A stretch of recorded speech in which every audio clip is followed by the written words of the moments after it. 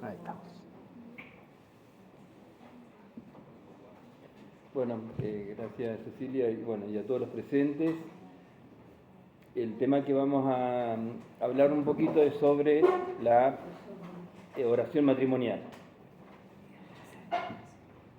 Y comenzamos muy bien con esta oración aquí. En el nombre del Padre, y del Hijo, y del Espíritu Santo. Amén. Jesús, María y José, en vosotros contemplamos el esplendor del verdadero amor. A vosotros, confiados, nos dirigimos. Santa Familia de Nazaret, haz también de nuestras familias lugar de comunión y cenáculo de oración, auténticas escuelas del Evangelio y pequeñas iglesias domésticas. Santa Familia de Nazaret, que nunca más haya en las familias episodio de violencia, de cerrazón y división. Que nadie haya sido herido o escandalizado, sea pronto sanado y curado. Santa Familia de Nazaret, a tomar conciencia a todos del carácter sagrado y venerable de la familia, de su belleza, del proyecto de Dios. Jesús, María y José, escuchad, acoged nuestra súplica. Amén.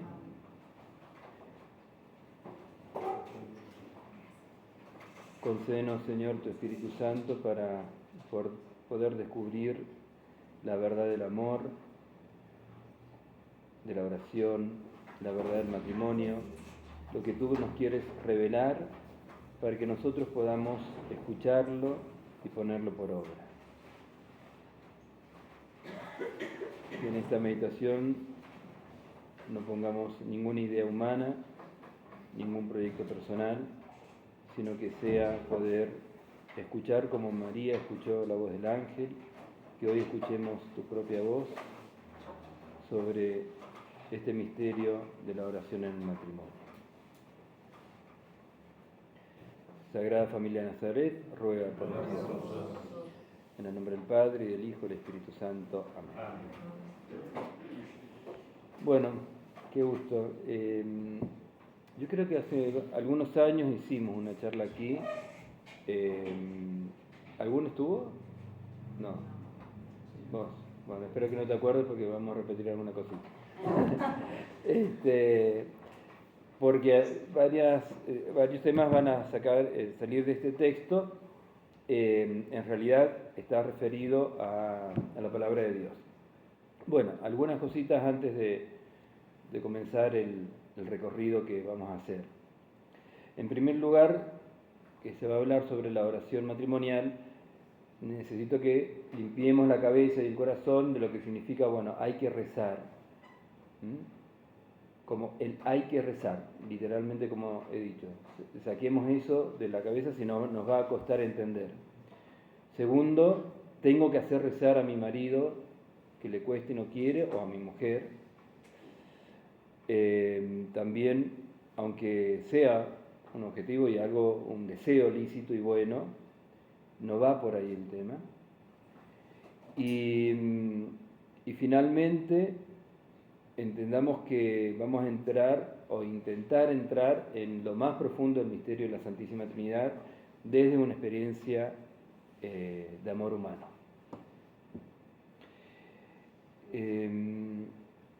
¿Cómo lo vamos a descubrir? Yo voy a intentar no agregar nada de una idea personal mía, sino descubrir lo que Dios habló y sigue hablando como revelación.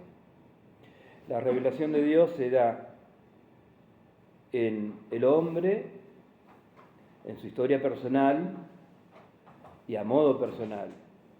Y de modo comunitario en la Iglesia, ustedes saben, se da en la tradición. ¿Cuál es la principal tradición donde se revela Dios? No tengan miedo de equivocarse en la respuesta. Es en la tradición y en la Sagrada Escritura, ¿no? ¿Sí? Son los dos elementos que aprendemos desde el catecismo. En la Sagrada Escritura es fácil, la Biblia. Dios habla a través de la Biblia. Bien, está ahí. por medio de autores humanos como autores secundarios que ponen su tiempo, su modo, su escritura, incluso tal vez errores de ortografía que pueden haber tenido los autores humanos, ¿no? Pero fue todo escrito por el Espíritu Santo como autor principal. Pero la otra fuente de revelación esencial para nosotros católicos, que la Iglesia protestante dejó de lado, es la tradición, ¿no es cierto? ¿Cuál es la principal? ¿Qué significa la tradición? ¿El magisterio entendemos? ¿Qué entendemos por ahí? ¿Cuál sería la principal fuente de revelación desde la tradición de la Iglesia? Que no sea la Escritura. La transmisión oral. Oral. La familia. Bien. Esencialmente, ahí sería algo más personal, la oración y lo que Dios te vaya hablando al corazón es una revelación. Dios te habló hoy todo el día. No sé si lo escuchaste o no, tal vez que sí. No hay que ser un místico esto para poder decir Dios me estuvo hablando. Dios te estuvo hablando con signos concretos y a tu corazón. Pero en la comunidad, en la tradición de la Iglesia, nos habla desde especialmente la Eucaristía. La Eucaristía, y en la Eucaristía, junto con la Eucaristía, en los sacramentos. Uno puede decir, bueno, ¿y los sacramentos dónde están? Están instituidos por Cristo, pero no están los 7 sacramentos escritos en tal capítulo de tal evangelista, ¿no es cierto? Vamos a decir, bueno, en bodas de Caná, en el sacramento del matrimonio, y llega el Espíritu Santo, comienza la Iglesia, y cuando llega el Espíritu Santo, orden sacerdotal, la última cena, la Eucaristía, y así todo. Pero ahí descubrimos. Es importante esto porque Dios habla esencialmente desde los sacramentos, pero para llegar al sacramento, como los catecúmenos, es un camino que vamos a transitar hasta los sacramentos. Entonces, quédense con esto. Dios te habla personalmente, te habla por la Escritura y por la tradición. ¿Dónde está la tradición? En el misterio de los sacramentos. Hay 7 sacramentos, de los cuales 6 se refieren a Jesucristo. Pero hay uno que no se refiere a Jesucristo, que es la Eucaristía. Por eso es el central, porque la Eucaristía es Jesucristo, no se refiere a Asia, sino es. Entonces, desde allí, con la Eucaristía, que es la Pascua de Cristo, ilumino toda la vida sacramental. Y esto hago también otro paréntesis de lo que dije, límpiense la cabeza de lo que es tengo que rezar, tengo que hacer que el otro rece. Quítense la cabeza, bueno, hay que tener vida sacramental. Lo que vamos a hacer es un camino de relación con el Señor, y teniendo un camino de relación con el Señor, necesito de los sacramentos. Dios me da los sacramentos como misericordia. Alcanzo y sigo caminando desde los sacramentos. Pero no soy más santo porque comulgo muchas veces o me confieso muy seguido, sino porque amo profundamente al Señor, quiero estar con Él y desde ahí voy corriendo y necesito el sacramento, por amor, no por obligación. ¿Hasta ahí se va entendiendo? Bien, y ahora sí entramos un poquito en tema.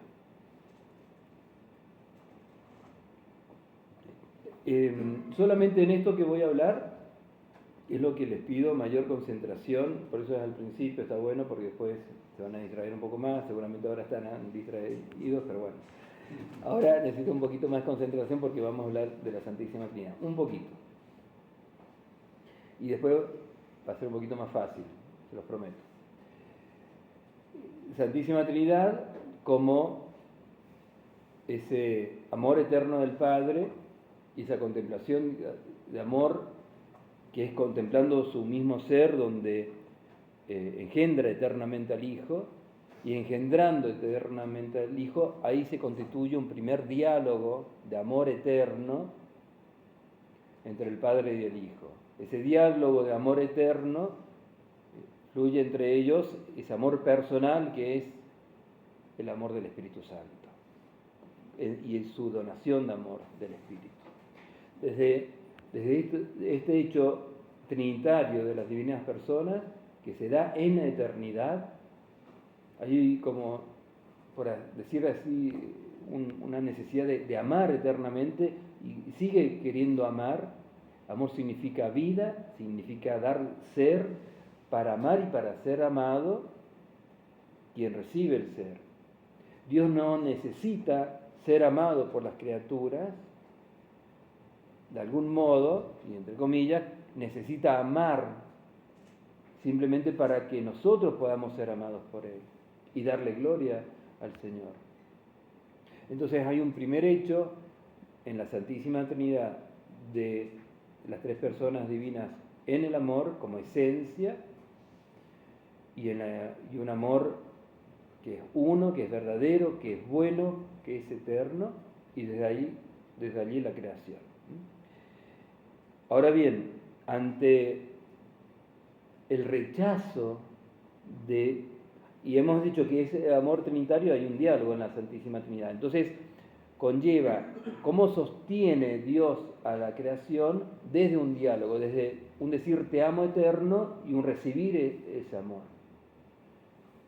Hay un pequeño concepto metafísico que está lindo saberlo. Hay dos modos de crear como causa eficiente. Quien haya hecho la imprenta que hizo esta Biblia, la creó y aquí está. Una causa en la imprenta y aquí está la Biblia como libro, estamos hablando, o otro, ¿no?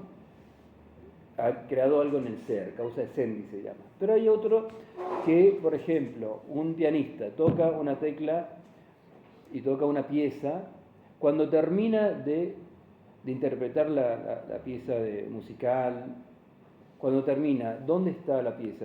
¿Sigue estando o se terminó? Ya no está más, es otro tipo. Es decir, existió mientras el pianista o el cantor estaba cantando.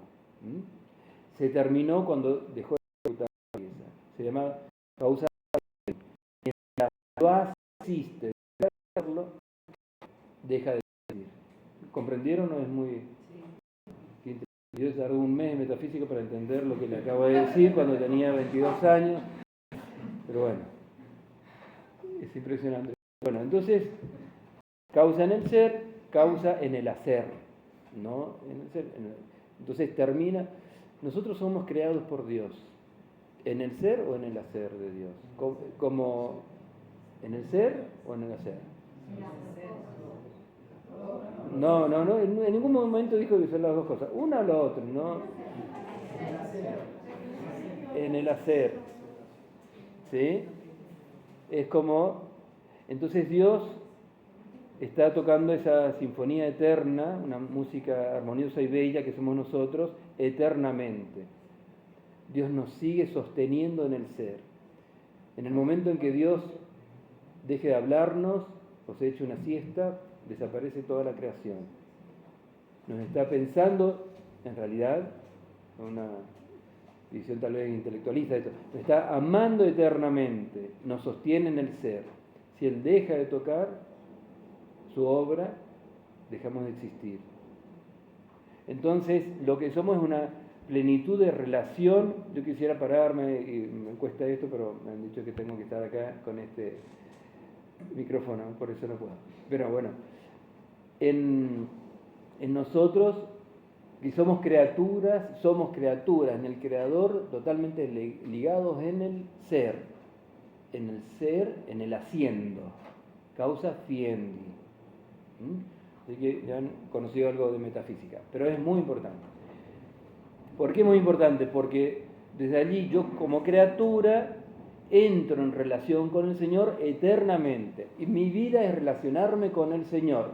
Mi vida de cristiano no es haber recibido el bautismo y llega el momento de la comunión y llega la confirmación o el orden propio, confirmación y comunión, y ir de sacramento en sacramento. Mi vida de cristiano es en Cristo entrar en el misterio de la Santísima Trinidad siempre. Esa es la vivencia profunda que tuvo Santa Catalina de Siena, bueno, y todos los santos propiamente, pero ella lo manifestó en sus diálogos. ¿Me van pillando la idea? Bien. Algo más, cuando nosotros quebramos ese encuentro y diálogo con el Señor, de ese amor, de ese diálogo divino, estamos estamos en el tema de oración matrimonial, me acuerdo, no es que me haya ido. Cuando yo diga diálogo, empiecen a entender oración. Cuando hablemos de oración, ¿es diálogo con Dios o diálogo con mi hermano? Es oración también. No digo la palabra rezar porque eso nos remite a tener un rosario en la mano y repetir algo. El rezo es el cuerpo de un alma, que es la oración, que entra en relación con el Señor. Cuando Dios, por misericordia, envía a su Hijo Jesucristo para redimirnos, toma la naturaleza humana de un modo virginal y santo en María Santísima. Y algo, cuando lo descubrí, fue impactante, porque esa naturaleza humana de María la tiene Cristo. ¿Cristo hoy dónde está? Está bien, está entre nosotros en la Eucaristía, pero asciende al cielo y está en la gloria de Dios eterno, ¿no? Le pide permiso a Dios, glorifica a tu Hijo. Podemos ver si hay tiempo por qué dice esto de glorifica a tu Hijo, pero entran nuevamente, siempre estuvo en la Trinidad, pero humanamente vuelve a la Trinidad. La experiencia de la naturaleza humana entra en la Trinidad. La Trinidad, que es acto puro de amor, ahora está la naturaleza humana de Cristo, nuestra, en Dios. Es impresionante, ¿no? Bueno, a mí me impresiona. Que lo nuestro, nuestra naturaleza humana pura, santa, purificada, pero criatura al fin, está dentro de Dios. Por eso Lucifer tan envidioso y celoso, como nos puede dar tanta dignidad a Dios, de que estemos dentro del misterio de Dios. Porque es un diálogo con el hombre que está establecido desde Jesucristo. Porque el Padre, hablando y dialogando y escuchando en Cristo, está hablando y escuchando a la misma humanidad, a toda nuestra humanidad.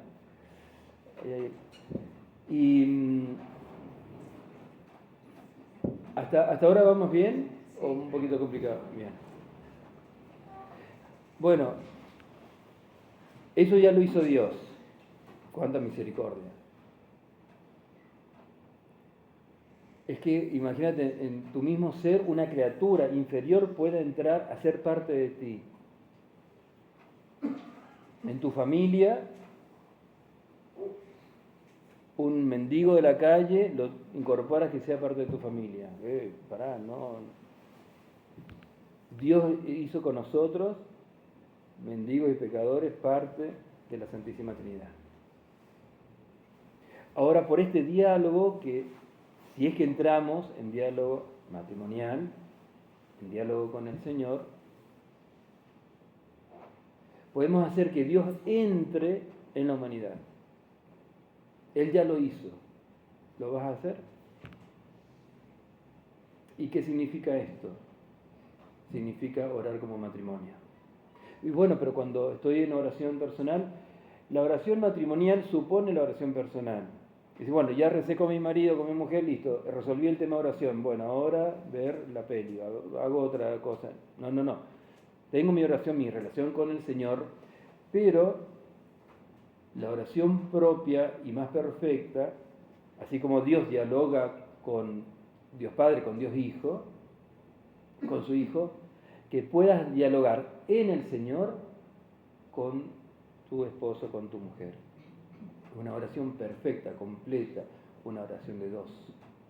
Cuando haya dos o tres reunidos en mi nombre, por eso entra Dios, donde hay comunidad, necesariamente, porque la comunión personarum, que nos habla de la Iglesia, el Papa, la comunión de personas en la Santísima Trinidad, está presente en esa comunión de amor, en la comunión de personas que se da en el orden humano.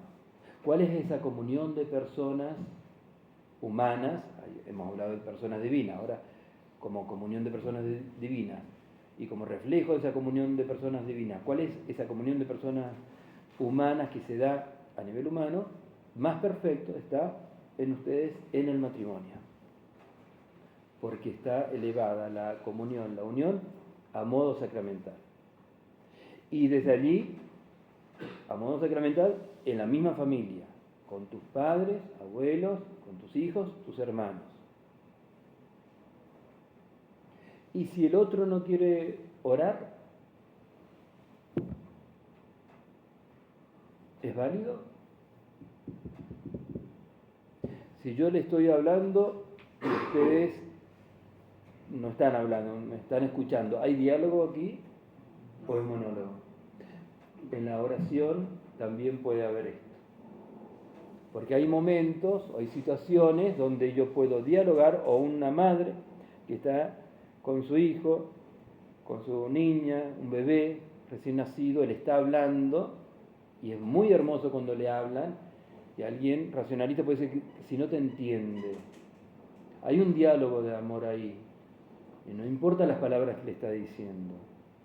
Entonces, puede ser también que el otro, por algunas circunstancias, todavía no descubra lo que es el diálogo, pero te está escuchando. Es decir, le estás hablando a Dios de tu esposo o de tu mujer, que todavía él no lo conoce al Señor. O uno de tus hijos, o tu ahijado, o tu primo, o tus padres, o tus abuelos. También puedes hablarle al Señor de ellos. Más perfecto, obviamente, si tienes a ese otro junto a ti. ¿Hasta ahí hemos llegado bien? Esto, claro, para el demonio que tristemente existe, tristemente no por él, sino por nosotros, porque estamos siempre con esa tentación a dejar de amar al Señor eternamente, y la condenación será eso, no poder amar y dialogar de modo puro y santo en el cielo. ¿Qué hace el maligno? Es quebrar este diálogo con el Señor. ¿Cómo lo quiebra? Y ahí aparece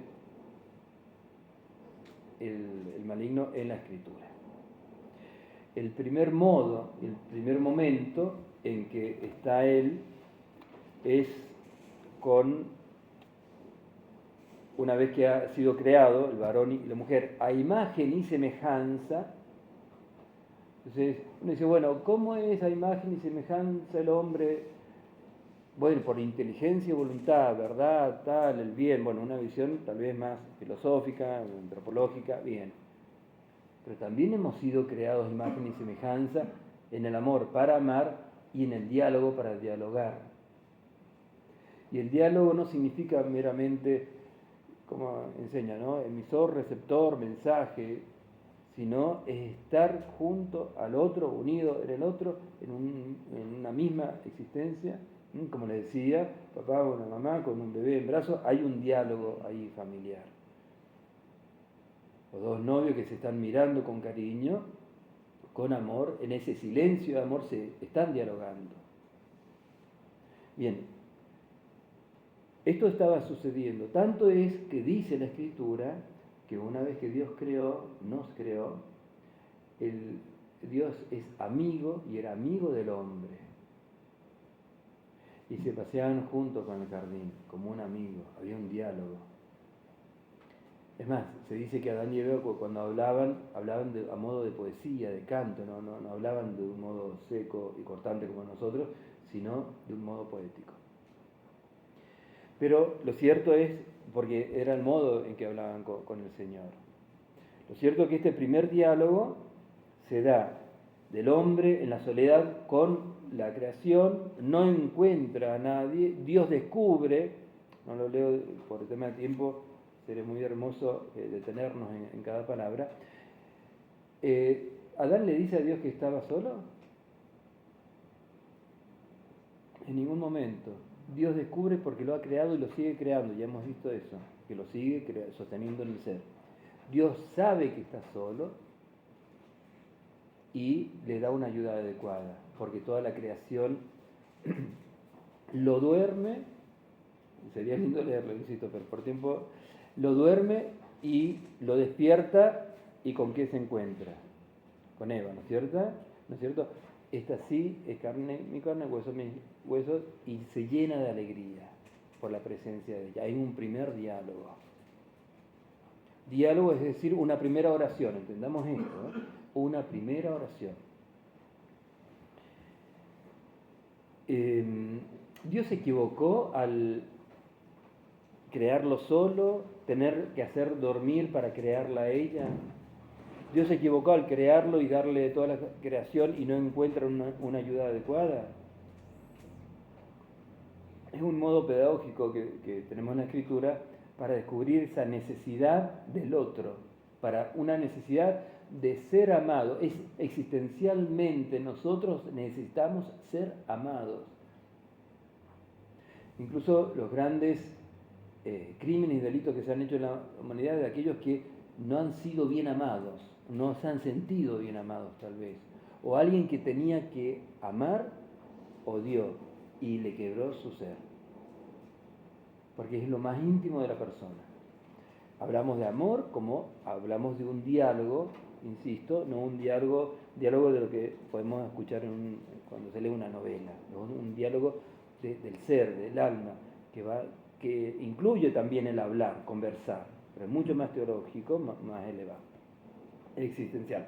Pero bueno, ¿Dios se equivocó? No, nos está mostrando esta fuerza de la necesidad del otro y de la falta de cuando está el otro, cuando hay una soledad, y también lo que es la dualidad. Dios crea a uno y uno no puede estar con él mismo, por eso lo duerme para que sean dos, crea uno siendo dos. Juan Pablo II hablará de esto como unidad dual. Bien, en este uno, que son dos, que es el hombre con necesidad del otro, bueno, y aquel que no tiene una mujer, no tiene un esposo, no tiene hijos, no, es necesidad del otro. Yo necesito amar, aunque muchas veces me cuesta, yo como cura digo, ¿no? Necesito que me amen. Entonces hay una necesidad del hombre de poder amar y ser amado porque es ontológico, porque así hemos sido creados.